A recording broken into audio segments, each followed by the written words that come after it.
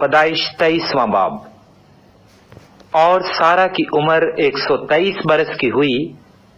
سارا کی زندگی کے اتنے ہی سال تھے، اور سارا نے کریت اربا میں وفات پائی۔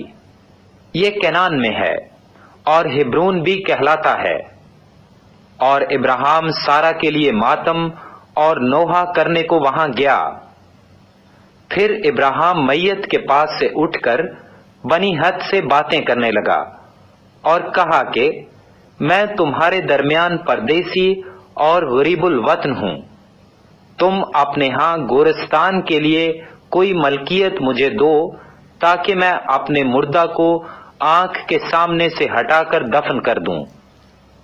تب بنی ہت نے ابراہیم کو جواب دیا کہ اے خداوند ہماری سن، تو ہمارے درمیان زبردست سردار ہے۔ ہماری قبروں میں سے جو سب سے اچھی ہو، اس میں تو اپنے مردہ کو دفن کر۔ ہم میں سے ایسا کوئی نہیں جو تجھ سے اپنی قبر کا انکار کرے، تاکہ تو اپنا مردہ دفن نہ کر سکے۔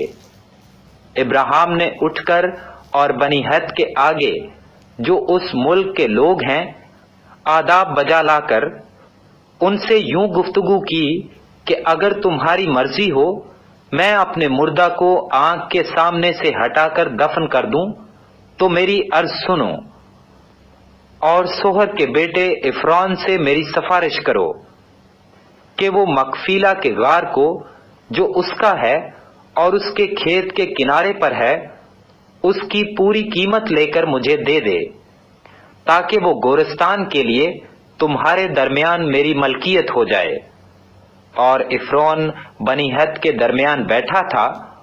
تب عفرون ہتی نے بنی ہت کے سامنے ان سب لوگوں کے روبرو جو اس کے شہر کے دروازہ سے داخل ہوتے تھے ابراہیم کو جواب دیا، اے میرے خداوند، یوں نہ ہوگا، بلکہ میری سن، میں یہ کھیت تجھے دیتا ہوں، اور وہ غار بھی جو اس میں ہے تجھے دیے دیتا ہوں۔ یہ میں اپنی قوم کے لوگوں کے سامنے تجھے دیتا ہوں، تو اپنے مردہ کو دفن کر۔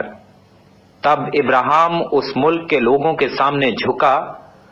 پھر اس نے اس ملک کے لوگوں کے سنتے ہوئے عفرون سے کہا کہ اگر تو دینا ہی چاہتا ہے تو میری سن، میں تجھے اس کھیت کا دام دوں گا۔ یہ تو مجھ سے لے لے تو میں اپنے مردہ کو وہاں دفن کروں گا۔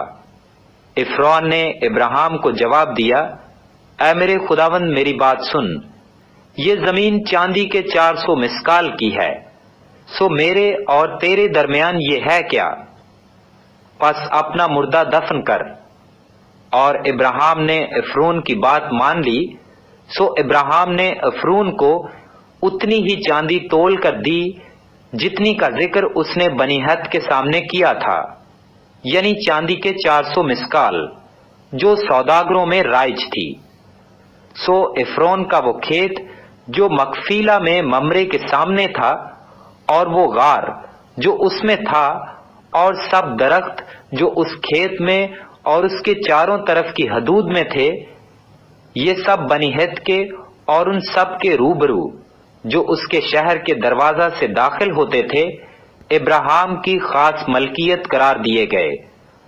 اس کے بعد ابراہیم نے اپنی بیوی سارا کو مکفیلا کے کھیت کے غار میں جو ملک کنعان میں ممرے یعنی ہبرون کے سامنے ہے دفن کیا۔ چنانچہ وہ کھیت اور وہ غار جو اس میں تھا بنی ہت کی طرف سے گورستان کے لیے ابراہیم کی ملکیت قرار دیے گئے۔